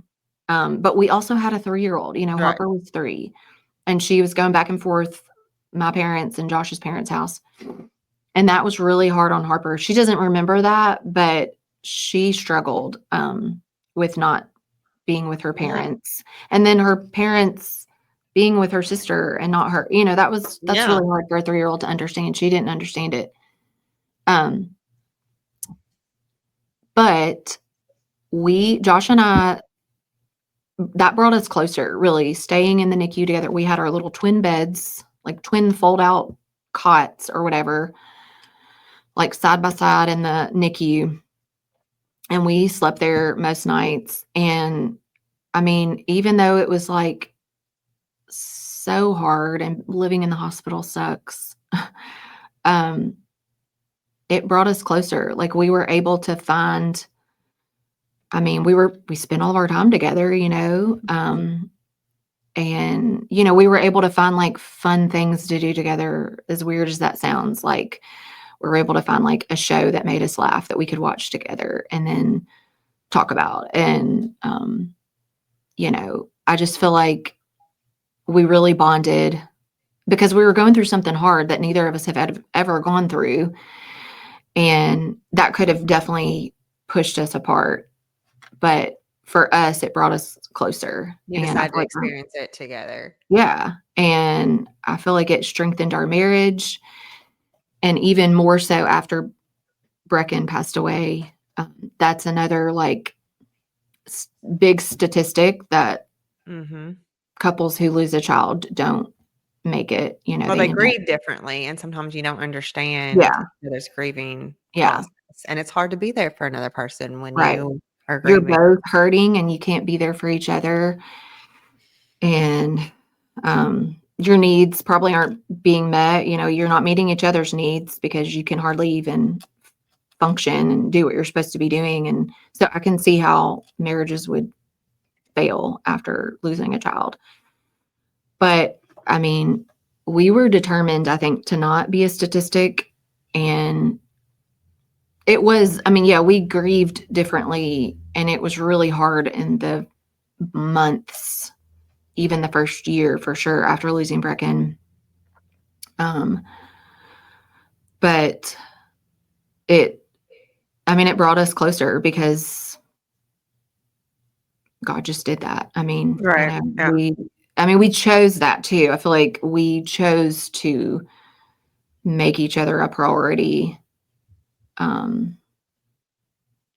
So that's been an amazing thing that has happened. I feel like our marriage has grown so much since we lost Brecken, and it's, it's such a blessing that God, like, I feel like what the enemy could have used to divide, and I'm God sure used he it was for good, doing his best Yes. to do that. But we were, we chose to make it a priority and to work hard to not let us be divided. And so it I don't know, we didn't we definitely, like I said right at the beginning, probably had some tough times, but we've Well, grown so much. And let's walk through that a little bit. So so now you're bringing home Ollie. Yeah. And how does life transpire? And then I'm just curious, as I'm looking at the table of contents, where is this like subject and you're putting pieces of the story in it? Are you going through the story chronologically with Pretty much most of the book is kind of, I go through chronologically. Like, I didn't intend to do that, but it just kind of worked out that way. I guess just the lessons that God taught me through each step of my journey kind of ended up being So like when that. we get into like contentment and peace and prayer, where are you Yeah. in that? So like the contentment piece is still, contentment is still Ollie and Brett, all the Like kids. managing the whole thing. Yeah. Being content, right, with because after finding out all these diagnoses of Ollie and knowing we have Brecken with her special needs and her heart defect and her challenges, then now we're throwing all this stuff with Ollie into the mix. And now she's having to do therapy, speech therapy and occupational therapy. And she had eye surgery really early. She was like 4 months old. This was right before Brecken passed away. She had just had eye surgery. And so she hadn't had any other surgery. She hadn't had her heart surgery. She hadn't had her cleft palate repaired. But it was a lot of doctor's appointments and therapy visits. When does God provide your house? So that was right after Ollie was born. Yes, Ollie was born in March, and this was like April. And we we weren't really looking to move. We thought eventually we would. We have a bigger family. Maybe we'd like to move into a little bit bigger house or with some different rooms or something for the girls. And so they can all have their own bedroom, because Harper and Brecken were sharing. And we just came upon this house one day. I think it was Easter Sunday, actually. And our house wasn't for sale. We weren't like even looking. But we came up to this house, and it was just so beautiful. This white house with these tall white columns. And it was right across the street from the elementary school that the girls would be going to. And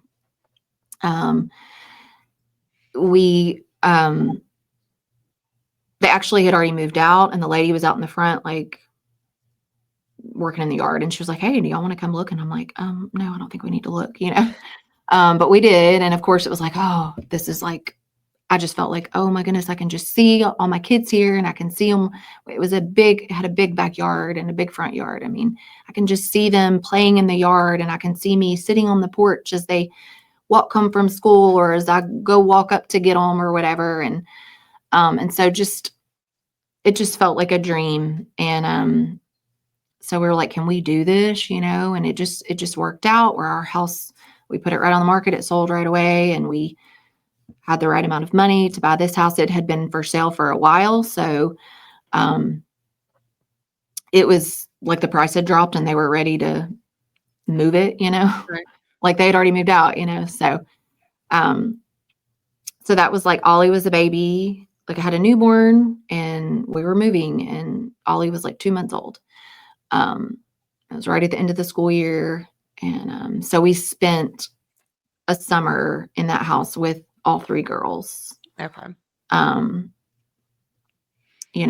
we had like, you have these big plans of what you're going to do and how you're going to decorate it. And, we moved the girls in their rooms, but we were like, oh, we're going to do all this cool stuff in Brecken's room, like have a sensory wall and, just, it was a really large room. And so we're like, oh, all the things we can do with it and how we can adapt our house.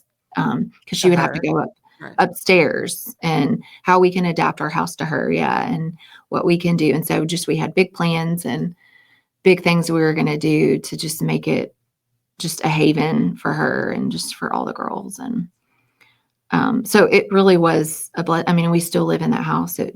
It's been a blessing. And I think, Brecken was only there for like 3 months and then we lost her. And I think it would have been too hard to go back to the home that we raised her in, the home that we brought her home from the hospital in. And that just all of our memories of her were in our old house, but we had already moved out of that house. And so I think it would have just been so much more painful. I mean, I know we could have gone through it and we could have done it, but I felt like that house that we had just been given, from the Lord, I felt like that was just part of his plan, because he knew that maybe that would soften the pain a little bit. Right. No, I know there's people that move or yeah, like I've heard that. they People do that. move because they can't. We had to get rid of our car when I couldn't get back in that vehicle that she used to ride around in, and I looked in the rearview mirror and she was back there singing, and I was like, I can't get in that car and I can't look in that mirror and not see her. So we immediately had to get a new vehicle. So, I could see how people would be like, and that's not what you need to be doing. You don't need to be making a major decision right after a loss like that. Right. A major life decision. Like, we probably shouldn't have gotten a new vehicle. I don't think that was financially smart, but at the time it was like, I don't care. I can't do it, Right. So so then Brecken gets sick and they'll end up in the hospital, but this has happened before, right? Yeah. So she has gotten sick before where she gets like a virus, but usually in the past, it was always, we knew she was sick. Like, we knew she had a cold. She had like a cough, or she had a runny nose, or she was running fever. We knew the symptoms. This time, she didn't have any of those symptoms. She was fatigued. She just had like low energy, but that wasn't completely abnormal for her. She had low energy anyways because of her heart defect, and her oxygen never was 100%. It was always running in the 80s, which was low, but that was like her normal. So her normal energy level was not super great. But this was like a little bit worse, to where like she woke up from her nap on a Saturday and just didn't want to do anything. And usually it would take her a little bit to maybe get up and get going, but she just kind of stayed like she kind of wanted to go back to sleep. And it bothered me a little, but I didn't think that she was sick. I was like, okay, well, we'll see. We'll just see. And so the next morning we couldn't get her to really fully wake up. She wouldn't eat. We got her to drink out of her sippy cup. But she was just like, just so tired, and she just wanted to so I stayed home with her, from church, and I started to just get more and more worried, like every second. I just couldn't stop worrying. And I was like, I don't know what's going on, but I don't know what to do. Like, Josh isn't here. He's at church with Harper and Ollie. I'm home with Brecken. But it was like, I checked her oxygen. We had a little oxygen monitor. I kept checking her oxygen and it looked normal for her. It was still in the 80s.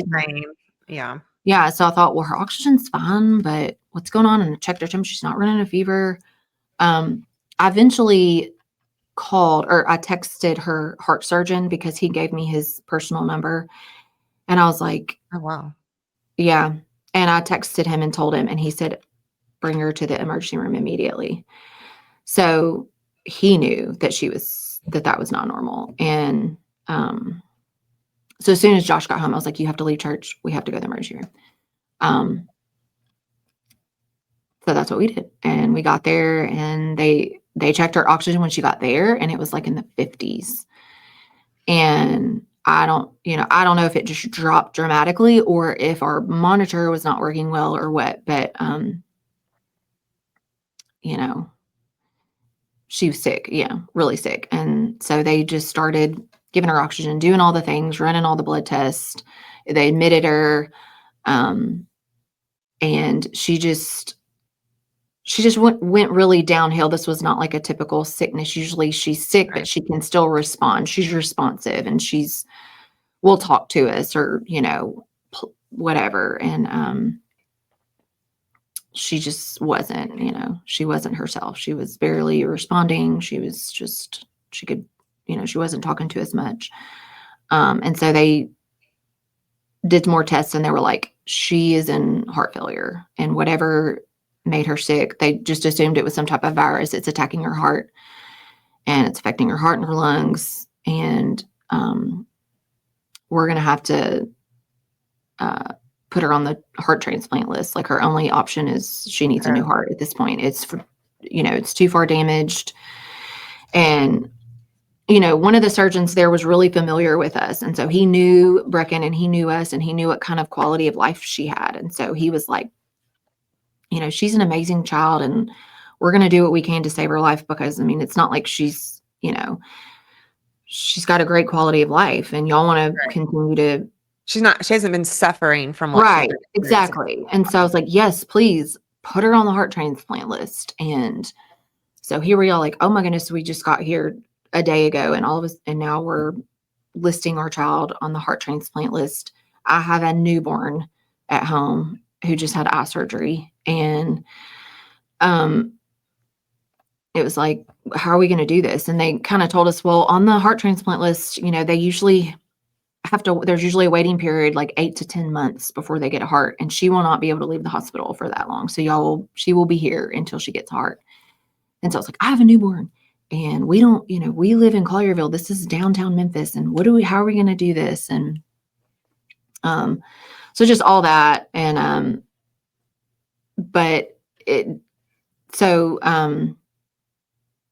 we were talking with the social worker and we were going to try to work out some stuff where we could stay in one of the, like the Ronald McDonald House. Right. I don't know if it's called that. Yeah. One of those. Always, I feel like in moments like this, there's always this, like the strategy just starts. Yeah. So it was like, okay. Yeah. We don't have time to think. It was like, no time to think. Let's do this. You're okay. She's listed. Okay.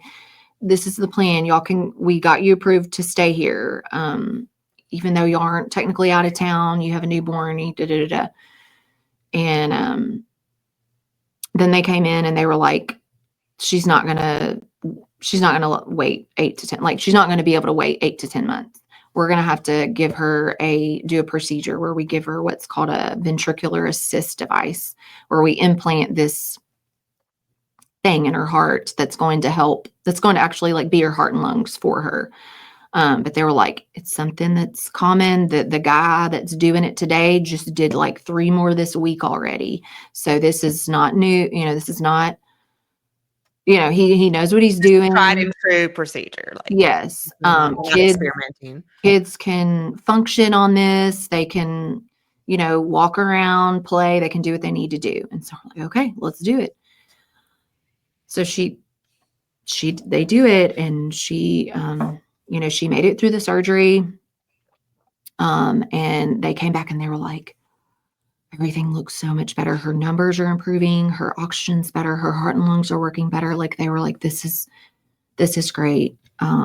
Everything went well. And, so we got to see her and she just had like, I don't know what I was expecting. They did not prepare me, but she had these huge tubes coming out of her heart, like outside of her body with her blood running through into this big giant machine by her bed. Like that is what she was hooked up to. I thought it was going to be like a little thing right here. Right. This huge thing. And I think adults can have a small device, but for children, they said this is what children have. And so it was like disturbing. It was like it looked like a science experiment or something. I was like, are you serious? My child can live like this? Like what? This doesn't seem safe. But they were like, no, kids function with this. This is, she'll get used to it, blah, blah, blah. So here we are again. Okay. And, at this point, we had been in the hospital for like 2 days. I mean, we just got there,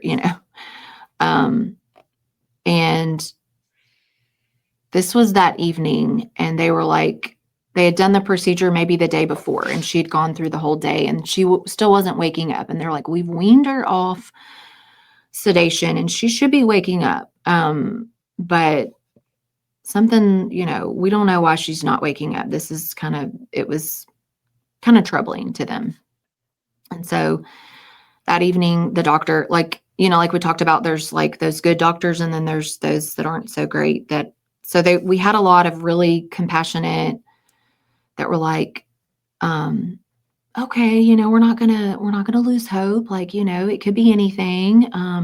So just, you just talk to her, and maybe talk really loud, and maybe kind of try to rouse her. And then we had another doctor that was like, just, no, it doesn't look like this is a hopeless situation. It doesn't look like her brain is responding. I don't think, she was very just kind of not compassionate at all, but I guess just looking at the numbers and looking at the facts. So she wasn't waking up, and she wasn't responding to anything like pain, movement, like, whereas before she was, even after that procedure, she would respond to like pain. She would lift her arm and do things like that. But at this point, she wasn't. So something had changed. And so I just remember we went to the chapel at the hospital, and we called our pastor, and we told him what was going on. We're like, just pray for a miracle, because she's not waking up, and they said she should be, and we don't know what's going on. And all these things are going through our head. And so we just cried and prayed. And so the next morning, they, she still wasn't waking up. So they were like, we're going to do a CT and just look at her brain and see what's going on. And so I just remember praying that morning, like, God, whatever that CT shows, please just let it be a clear picture of what they give us the answer. Give us the answers. Right. Like, I just prayed that they would know exactly what was going on. They would know exactly what to do from this CT. And when the doctor came in there after looking at the CT, he was like, he knew exactly what to tell us. And he said, he like sat us down, and he said, there's an obvious area, like a large area in her brain that has died. He called it like an infarct of her brain. And he said, there is, how did he say it? He basically said, if this were my daughter, I would disconnect support, and let her pass, because she's not going to survive. Like, she can survive because she's hooked up to the heart-lung machine, but she is essentially her brain is not going to function. Her brain is not there anymore. Yeah, it will not recover. He said the neurologist may come in and say, it looks like she had a large stroke, and they may do a craniotomy and try to do all these procedures to her. But he said, from what I saw, there's no fixing that. There is no, like, and like, as hard as that was to hear, I had a peace. And that's when I kind of write about in my chapter about peace. Because that's what I prayed, that there would be like a clear, right. Like, you wouldn't be questioning what you were about to do. I didn't want to question, your next decision. Yeah. Should we make this decision? Should we tell them to disconnect the machine? What if there's still some hope? What if she's still in, all that? And up until the night before, we were like, all right, God, she's just going to wake up. She's just going to wake up. You're just going to wake her up. But after that, it was like, we knew, you know, as tough as it was to accept that, like, we're going to lose her, you know, I felt at peace because I knew that, I knew I was making the right decision. Like, Right. we You were weren't making the gonna right decision. no. And that is a gift. I understand that on a completely lower level, but God provided that in a way for me as well. And as much as it is the worst, it is Yeah. I mean, like it's not. the truth, making decisions based on truth and not skepticism and disillusionment and fogginess when it is clear like that Right. is a gift for how you like proceed afterwards. And Right. so And it was an answered prayer as much as, like, it wasn't the answer we wanted to hear. You know, we prayed the night before for her to be healed and for a miracle. And, you know, God said no to that prayer, but this prayer, he answered as well, but not, you know, not in the way we wanted it. right. Um, It keeps the, even though I know there's a struggle after this, but peace without the torment of yeah. of the decision of Yeah. how you reacted or the things that you did in the process, not questioning yourself Mm-hmm. in that process. So Right. in that. I still, like, struggled with, like, guilt, you know, because I mean, I feel like anybody would who has lost somebody. I feel like you would struggle with, was there something I could have done? Like, especially if it's an unexpected death. Like, I felt like I should have known, like, that she was sick, you know, earlier. What if I would have brought her to the hospital 2 days earlier? Would that have made a difference? And I struggled with that for a long, long time until I could finally accept that, no, I cannot thwart God's plan, whatever. Like, it was his plan and his will.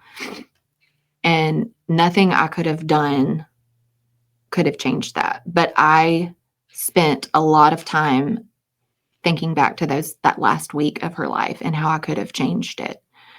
But I realize now, like, I couldn't have. Yeah. I think we Right. intellectually want to be able to comprehend. Right. something And that comes we from the did. heart. I did, for sure. But I at least knew I didn't struggle with my decision of letting her pass, like, disconnecting. Like, that was never something, because I felt a peace about that. I knew that is what that was the plan. You know, I knew that was what God wanted or allowed in that time. And so, yeah, like, at least I wasn't tormented over, should we have waited? Should we have left the machines on longer? You know? Yes. So it's those little things that, like, in the months after, when I couldn't see, like, any good, it's those little things that I had to remember that he did, you know? Okay. Yeah. How did you get so this is another content or table from your table of contents. How did you get to worship? Like, how did you get to that phase in your journey? So at her funeral, we picked the music. I mean, this was also a surreal experience if you've ever had to plan a funeral, but especially for your own child. It's just completely unnatural. You're like, this is not happening this is not what we're doing today. But you have to pick the music and you have to pick like the order of service and all that. So one of the songs we picked, we were trying to think of, like, some of Brecken's favorite songs or some songs that she like recently was into or had been singing, you know, that kind of thing. And the song Great Are You, Lord came to my mind. And it was something that she had sung, you know, in the back seat of the car, and would like raise her hands and sing. And so I was like, we have to have that. I think that's one that I want to have like performed at her funeral. And so our worship pastor at the time and his daughter performed it. And we were all seated in the church, and, you know, we were seated up front. And so they started playing it. And up to this time, like, I was so angry.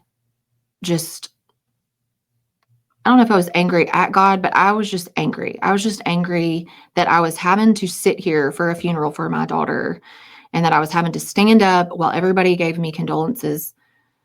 And I was just so angry that, like, this is not right. I should not be here, you know. And it wasn't right, and you shouldn't be there. Yeah, and that's why. I mean, because it's not supposed to There's be that way. nothing right about any of that. No. And Whether his plan or not. I mean, it's still, this broken world. It wasn't supposed to be this way from the beginning. Right. And so I was just so angry. And when we sat down, and like they played one song first, and I just, sat there. I couldn't sing. Obviously, I was like, I cannot sing this song. There's no way.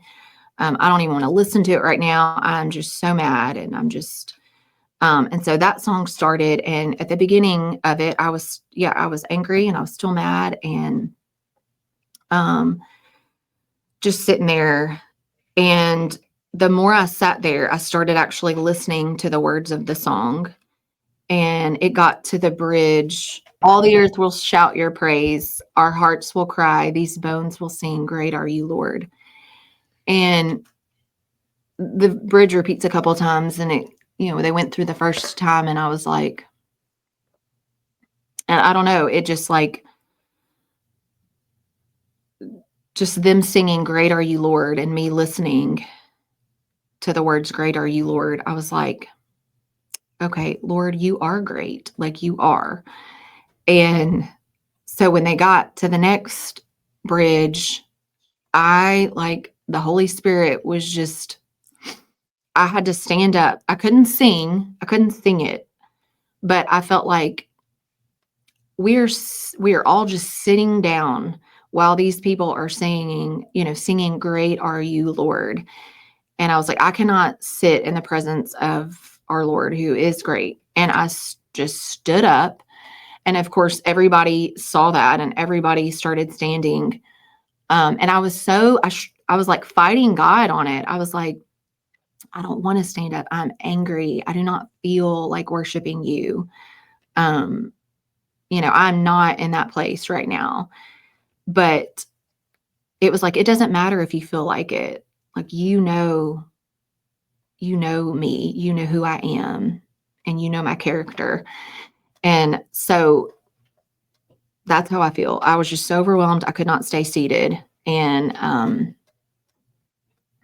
so after that, it's not like I immediately felt better. I still was angry, but it was Did like, you ever feel like, sorry, I'm going to ask. No, go ahead.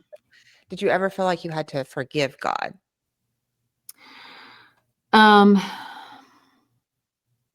Like, I know that's a crazy thing, like a concept. That's not a concept to grasp. Like, but forgive him for like taking my child away, kind of thing. Yeah. I mean, maybe I didn't say it in those words, but I felt like, I did. Yeah. Like, I did blame him, or did say that you took Brecken from me. And,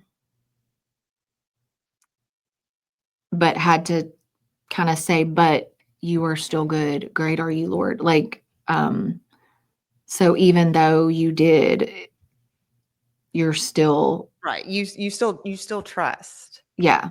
Even though exactly. Even though not what you want. It's It not. didn't make sense. It didn't Right. feel good. I didn't feel like I should trust him. I didn't feel like I wanted to like worship him. I didn't feel blessed or loved at that moment.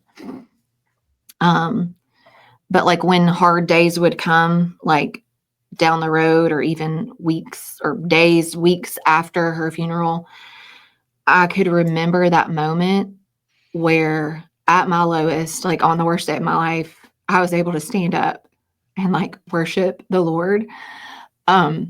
It helped me get through the next tough moment, you know. It just gave me like hope. Like, okay, God is still good. I can still do this. So I think that's like the fact that he gave me that moment. I was able to just recall that moment. Right. Because you got your strength Um, from the Holy Spirit in that, and you would have to rely on that yeah. to And I continue. knew that I couldn't just worship out of my feelings that day or out of what I thought I deserved or didn't deserve. I was just worshiping God for who he was. And I had to kind of, so the more I like studied like the character of God, you know, I read a couple books about like the holiness of God and who God is and just his characteristics and his attributes. So the more I just focused on him and not on myself and not on my circumstances, I was able to worship. And I mean, yeah, just Right. No, and it's sometimes, a real experience. I mean, I can. yeah, sometimes when I'm in church and I'm singing the words and I'm lifting my hands and I'm worshiping God for who he is, I sometimes am like, I don't know how I'm able to do this, you know, and it's just, I Right. don't No, know. you get quadruple extra measures of grace. I do believe that Yeah. God provides the grace Yeah. for what he Grace asks upon of grace you. upon Yeah. grace. Yeah. So I mean, you have to have a huge measure of it but I believe he gives you that whatever he's asking of you, he does give you the measure of grace I that agree. you need. Yeah. I mean, when we're weak, he's strong. And like all the times where I said, like, how am I supposed to do this? And I can't do this. And why did you pick me to go through this? It was, you know, it's him. He gives you what you need.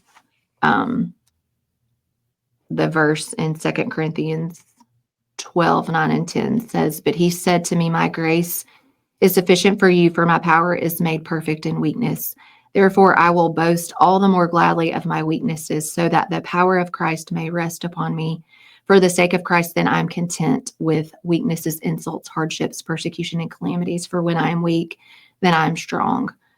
And that was always kind of where I had to go when I said, I can't do this. I can't, you know, why is this happening to me? I can't handle this. I'm like, well, it's not about me. That's why, you know.